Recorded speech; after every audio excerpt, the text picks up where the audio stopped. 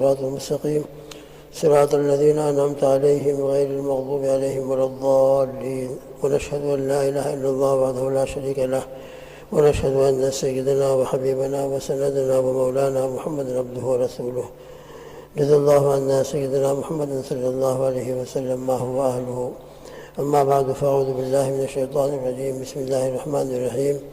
لا إكراه في الدين قد تبين الرشد من الغي فمن يكفر بالطاغوت ويؤمن بالله فقد استمسك بالعروة الوثقى لا انفصام لها والله سميع عليم. الله ولي الذين آمنوا يخرجهم من الظلمات إلى النور والذين كفروا أولياؤهم الطاغوت يخرجونهم من النور إلى الظلمات أولئك أصحاب النار هم فيها خالدون. صدق الله العظيم. اللهم صل على محمد وعلى آل محمد كما صليت على إبراهيم وعلى آل إبراهيم إنك حميد مجيد. اللهم بارك على محمد وعلى آل محمد كما باركت على إبراهيم وعلى آل إبراهيم إنك حميد مجيد. جزا الله عنا سيدنا محمد صلی اللہ علیہ وسلم ما هو أهله. بزرگوں دوستو، یہ دو آیت ہے الحمدللہ آیت الکرسی، اس کے بعد ان دو آیتوں کا کچھ مذاکرہ ہوا ہے. خلاصہ اب ہمارے ذہن میں یہ رہے کہ ہدایت اور ضلالت دونوں بالکل واضح ہو چکی ہے. قرآن اور حدیث کی تعلیمات الحمدللہ ہمارے سامنے آتی رہتی ہیں. ہدایت کیا ہے، گمراہی کیا ہے، دونوں راستے وہدیناہ النجدین اللہ نے واضح کر کے دکھا دیے ہیں. اب اس کے بعد اللہ نے ہم کو اختیار بھی دیا ہے کہ ہم جس راستے کو چاہیں اختیار کریں. فمن یکفر بالطاغوت، اس لیے اب جو شخص طاغوت کا، شیاطین کا انکار کرتا ہے، ان کی بات نہیں مانتا، ان کے طریقوں پر نہیں چلتا، وَيُؤْمِن بِاللَّهِ، اور اللہ پر ایمان لاتا ہے، فَقَدْ اسْتَمْسَكَ بِالْعُرْوَةِ الْوُثْقَىٰ، تو تحقیق کہ اس نے عروہ وثقیٰ کو، ایک بہت مضبوط حلقے اور کڑے کو تھام لیا. بس ہمارے لیے یہ آیت شریفہ کے اندر بہت بڑا سبق ہے کہ ہم عروہ وثقیٰ کو پکڑ لیں، مضبوط حلقے کو تھام لیں. لا انفصام لہا، اس حلقے کو پکڑ لیں گے مضبوطی کے ساتھ. حلقہ کیا ہے؟ آپ کے سامنے دو تین اقوال آئے تھے. ایمان ہے، اسلام ہے، قرآن مجید ہے، دین و شریعت، جس کا خلاصہ دوسرے الفاظ کے اندر کہہ سکتے ہیں. بس قرآن و سنت کو، دین و شریعت کو انسان جتنا مضبوطی کے ساتھ تھام لے گا، پکڑ لے گا، اس کے اوپر عمل کرے گا، ایمان لائے گا اور اس کے تقاضوں پر اپنی زندگی کو چلائے گا، انشاءاللہ ثم انشاءاللہ وہ اللہ تک پہنچ جائے گا. یہ قرآن مجید اللہ کی نازل کی ہوئی دنیا میں ایک رسی ہے. اس کو جو شخص مضبوطی کے ساتھ پکڑ لے گا تو گویا کہ اس نے بہت مضبوط حلقے کو تھام لیا اور انشاءاللہ وہ اللہ تک پہنچ جائے گا. تفسیر ابن کثیر کے اندر اس موقع کے اوپر ایک خواب بیان کیا ہے. وقال الامام احمد حدثنا اسحاق بن یوسف قال حدثنا ابن عون عن محمد عن قیس بن عباد قال كنت في المسجد. قیس بن عباد فرماتے ہیں کہ میں ایک مرتبہ مسجد میں تھا. فجاء رجل في وجهه اثر من خشوع، ایک شخص مسجد میں تشریف لائے اور ان کے چہرے کے اوپر خشوع کے آثار تھے. انتہائی متقی، پرہیزگار، نمازی کا چہرہ ہی انشاءاللہ نورانی ہوتا ہے، خشوع ہوتا ہے. ان کے چہرے پر یہ تمام آثار تھے. وہ تشریف لائے مسجد میں. فدخل فصلى ركعتين اوجز فيهما، مسجد میں داخل ہوئے اور 2 رکعت مختصر طریقے سے ادا فرمائی. فقال القوم، لوگوں نے آپس میں باتیں کرنا شروع کی کہ یہ شخص جو آئے ہیں، هذا رجل من اہل الجنہ، یہ جنتی ہے، یہ اہل جنت میں سے ہے. فلما خرج، جب وہ نماز پڑھ کر، لوگوں نے باتیں کی اور ان کے بارے میں باتیں میں نے سنی اور وہ نماز پڑھ کے چلے گئے. لیکن لوگوں نے ان کے بارے میں اتنی اچھی باتیں کہی تو میرے دل میں تمنا پیدا ہوئی کہ میں ان کی ملاقات کروں. چنانچہ فلما خرج اتبعته حتى دخل منزله فدخلت معه، جب وہ مسجد سے نکلے تو میں ان کے پیچھے پیچھے چلنا شروع کیا یہاں تک وہ اپنے گھر پہنچے. اپنے گھر میں داخل ہوئے تو میں نے بھی اجازت لی اور میں بھی ان کے ساتھ گھر میں داخل ہوا. فحدثته، جب میں گھر میں داخل ہوا اور کچھ گفتگو کرنا شروع کی. فلما استانس، اور گفتگو میں ہم ذرا ایک دوسرے کے قریب ہو گئے. قلت له، تو میں نے ان سے عرض کیا، ان القوم لما دخلت قبل المسجد قالوا كذا وكذا، کہ جب آپ مسجد میں تشریف لائے تھے اور ابھی تو آپ نے کسی سے ملاقات بھی نہیں کی، آپ نے تو نماز پڑھی اور چلے گئے، مگر لوگ آپ کے بارے میں یہ باتیں کر رہے تھے کہ یہ جنتی انسان ہے، یہ رجل من اہل الجنت ہے، تو میرے دل میں شوق پیدا ہوا کہ میں آپ سے خصوصی ملاقات کروں۔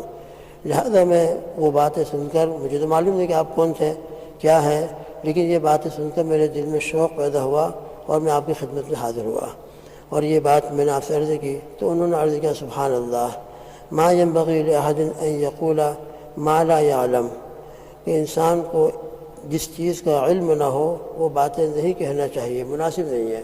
اللہ کے علم میں ہے کون جنت میں جانے والا ہے، کون کہاں جانے والا ہے۔ اللہ ہم سب کو امید تو رکھے ضرور کہ اللہ ہمارے مرحومین کو جنت میں پہنچا دے، مغفرت کے فیصلے فرما دے۔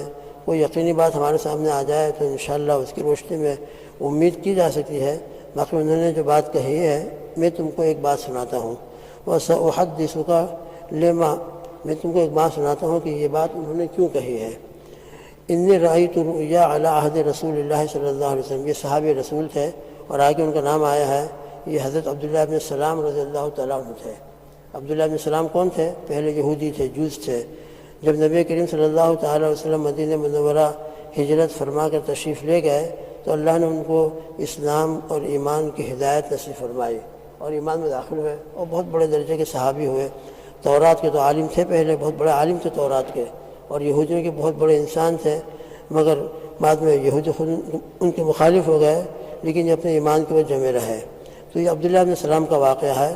تو وہ فرماتے ہیں کہ رسول اللہ صلی اللہ تعالیٰ علیہ وسلم کے زمانے میں ایک مرتبہ میں نے خواب دیکھا، انی رأیت رؤیا علی عہد رسول اللہ صلی اللہ تعالیٰ علیہ وسلم فقصصتها علیہ، میں رسول اللہ صلی اللہ علیہ وسلم کی خدمت اقدس میں حاضر ہوا، میں نے آپ سے خواب بیان کیا۔ یہ ہماری جو صبح کی مجلس چل رہی ہے، رسول اللہ صلی اللہ تعالیٰ علیہ وسلم روزانہ مجلس فرماتے تھے فجر کی نماز کے بعد، روزانہ۔ اور اس مجلس کے اندر کیا ہوتا تھا، اللہ کے نبی صلی اللہ تعالیٰ وسلم تشریف فرما ہوتے تھے، صحابہ تشریف فرما ہوتے تھے، کسی نے کوئی خواب دیکھا ہوتا تو اپنا خواب بیان کرتا، اللہ کے حبیب صلی اللہ علیہ وسلم اپنے اس خواب کی تعبیر بیان فرماتے۔ بعض مرتبہ خود نبی کریم صلی اللہ علیہ وسلم نے کوئی خواب دیکھا ہوتا تو حضور پاک صلی اللہ تعالیٰ وسلم اپنا خواب بیان فرماتے کہ میں نے آج یہ سپنا دیکھا ہے، یہ خواب دیکھا ہے، اور اس کی تعبیر یہ ہے۔ یہ مجلس روزانہ فجر کی نماز کے بعد رسول اللہ صلی اللہ تعالیٰ وسلم کی ہوتی تھی۔ اللہ اس کی مشابہت کی برکت سے ہم کو بھی مغفرت فرما دے اور نبی کریم صلی اللہ علیہ وسلم ہمارے لیے بھی خیر کے فیصلے فرمائے۔ فقصصتها علیہ، تو میں نے رسول اللہ صلی اللہ تعالیٰ وسلم کی بارگاہ عالی کے اندر اپنا خواب بیان کیا۔ کیا خواب تھا؟ رأیت کأنی فی روضۃ خضراء، فرماتے ہیں کہ میں دیکھ رہا ہوں کہ ایک بہت ہرا بھرا باغ ہے، گارڈن ہے، پارک ہے، میں وہاں موجود ہوں۔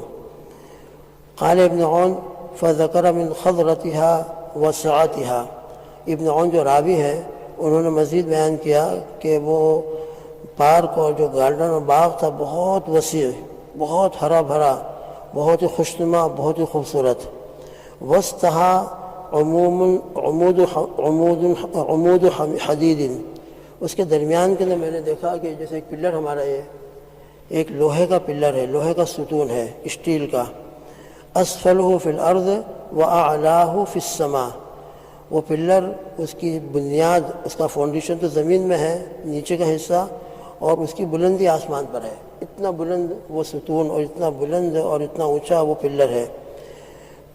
فی اعلاہ عروہ، میں نے دیکھا کہ اس کے اوپر کنارے پر ایک کڑا لگا ہوا ہے، اس پلر کے اوپر، اس ستون کے اوپر ایک کڑا، ایک حلقہ لگا ہوا ہے۔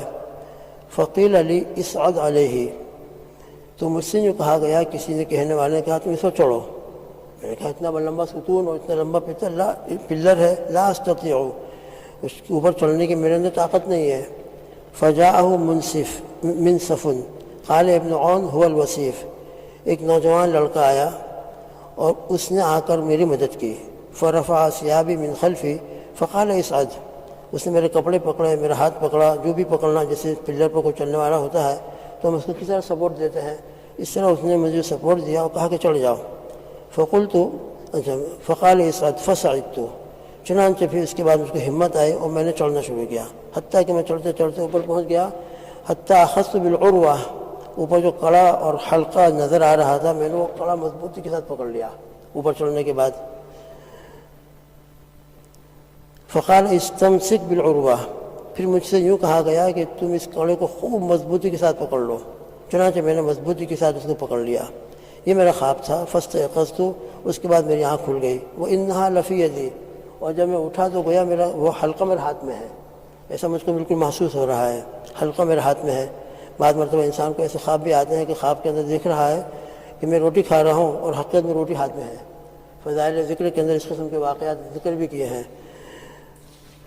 فاستيقظت وإنها لفي يدي، چنانچہ میں بیدار ہوا اور وہ کڑا اور حلقہ میرے ہاتھ میں ہے۔ فأتيت رسول اللہ صلی اللہ تعالیٰ علیہ وسلم فقصصتها عليه، میں رسول اللہ صلی اللہ تعالیٰ علیہ وسلم کی خدمت اقدس میں حاضر ہوا اور پھر میں نے اپنا پورا خواب بیان کیا۔ تو اللہ کے نبی صلی اللہ تعالیٰ علیہ وسلم نے میرے خواب کی تعبیر بیان فرمائی۔ اما الروضۃ فروضۃ الاسلام، واما العمود فعمود الاسلام، واما العروۃ فهي العروۃ الوثقی۔ فرمایا کہ تم نے جو باغ دیکھا تھا وہ باغ کیا ہے؟ یہ اسلام، الحمدللہ یہ ایک باغ ہے، ہرا بھرا باغ ہے۔ اسلام کے اندر جو داخل ہو جائے گا وہ انشاءاللہ باغ میں اور گارڈن میں اور پارک میں داخل ہو گیا انشاءاللہ۔ بالکل چاروں طرف امن و سکون، ہریالی اور دل کو فرحت دینے والی جس طرح باغ کے اندر چیزیں ہوتی ہیں، اسلام اور اسلام کی تعلیمات کے اندر یہ تمام باتیں اللہ نے رکھی ہیں۔ تم کو جو بیچ میں ستون نظر آیا تھا پلر، فعمود الاسلام، وہ اسلام کا ستون ہے، وہی اسلام کا ستون ہے۔ اور پھر اس کے بعد تم کو اوپر جو کڑا نظر آ رہا تھا، واما العروۃ فهي العروۃ الوثقی، وہ عروہ وثقی ہے، اور تم نے اس عروہ وثقی کو مضبوطی کے ساتھ پکڑ لیا۔ انت علی الاسلام حتی تموت، انشاءاللہ تم مرنے تک اسلام کے اوپر قائم و دائم رہو گے۔ بس کیونکہ اللہ کے نبی صلی اللہ تعالیٰ علیہ وسلم نے یہ فرمایا تھا کہ تم مرنے تک اسلام کے اوپر قائم رہو گے، دوسرے الفاظ میں یہ بشارت ہے کہ اسلام کے اوپر تمہاری موت آئے گی، ایمان کے اوپر تم مرو گے، اور اسلام اور ایمان کے اوپر من قال آخر قول، جس کا آخری کلمہ لا الہ الا اللہ ہوتا ہے وہ انشاءاللہ جنت میں داخل ہوتا ہے۔ تو اس خواب کی بنیاد کے اوپر لوگوں نے میرے بارے میں یہ الحمدللہ اچھا گمان قائم کر لیا ہے کہ اللہ مجھ کو ایمان پر، اسلام پر موت عطا فرمائیں گے اور اس کی برکت سے اللہ مجھ کو جنت میں داخل فرمائیں گے۔ قال وهو عبداللہ بن السلام، یہ عبداللہ بن السلام رضی اللہ تعالیٰ عنہ تھے، ان کا یہ خواب تھا۔ تو انہوں نے خواب کے اندر دیکھا کہ انہوں نے کڑے کو مضبوط پکڑ لیا، اور کڑے کو مضبوط پکڑنے کی برکت سے اللہ کے حبیب صلی اللہ تعالیٰ علیہ وسلم نے ان کو جنت کی بالفاظ ذکر بشارت دی، ایمان اور اسلام پر موت کی بشارت دی۔ تو اسی طریقے سے دوستو بزرگو، یہ قرآن ہمارے سامنے ہے، اسلام ہمارے پاس موجود ہے، دین اور شریعت کے احکامات ہمارے سامنے ہیں۔ بس ہم اللہ کو مان کر اور اللہ کی مان کر چلیں، اللہ کے حبیب صلی اللہ علیہ وسلم کی سنتوں کو اختیار کر لیں، قرآن کو مضبوطی کے ساتھ پکڑ لیں، انشاءاللہ ثم انشاءاللہ اللہ پاک ایمان پر موت عطا فرمائیں گے۔ اور دعائیں بھی مانگتے رہیں ہمیشہ، اللہ ہمارے ایمان کی حفاظت فرمائے۔ جب موت کا وقت آیا تو ایمان کے اوپر اور ملت رسول اور سنت رسول صلی اللہ تعالیٰ علیہ وسلم پر ہم کو موت عطا فرما، یہ فکر رہے پوری زندگی۔ تو اللہ تعالیٰ انشاءاللہ مانگتے رہیں گے، اللہ کے دربار میں آتے رہیں گے، مسجدوں میں حاضری دیتے رہیں گے، دین اور دین کے حکام کی ہمیشہ فکر رکھیں گے، اور قرآن کو مضبوطی کے ساتھ تلاوت کے اعتبار سے، سمجھنے اور عمل کے اعتبار سے پکڑے رہیں گے، پھر اللہ پاک انشاءاللہ ثم انشاءاللہ محروم نہیں فرمائیں گے، اللہ اپنے تک پہنچا دیں گے۔ اللہ مجھ کو اور آپ کو اور پوری امت کو قرآن کے ساتھ صحیح تعلق ادا فرمائے، ایمان اور اسلام کو بہت بڑی نعمت سمجھ کر اس کو اختیار کرنے کی اور اس پر عمل کرنے کی ہم سب کو اللہ توفیق ادا فرمائے، اور اسی پر ہم سب کو اللہ تعالیٰ خاتمہ بالخیر عطا فرمائے۔ اللہم آمین۔ سبحان اللہ وبحمدہ، سبحانک اللہم وبحمدک، ونشہد ان لا الہ الا انت، نستغفرک ونتوب الیک، وصلی اللہ تعالیٰ علی خیر خلقہ محمد وآلہ واصحابہ وازواجہ اجمعین۔ سبحان ربک رب العزۃ عما یصفون، وسلام علی المرسلین، والحمد للہ رب العالمین، برحمتک یا ارحم الراحمین۔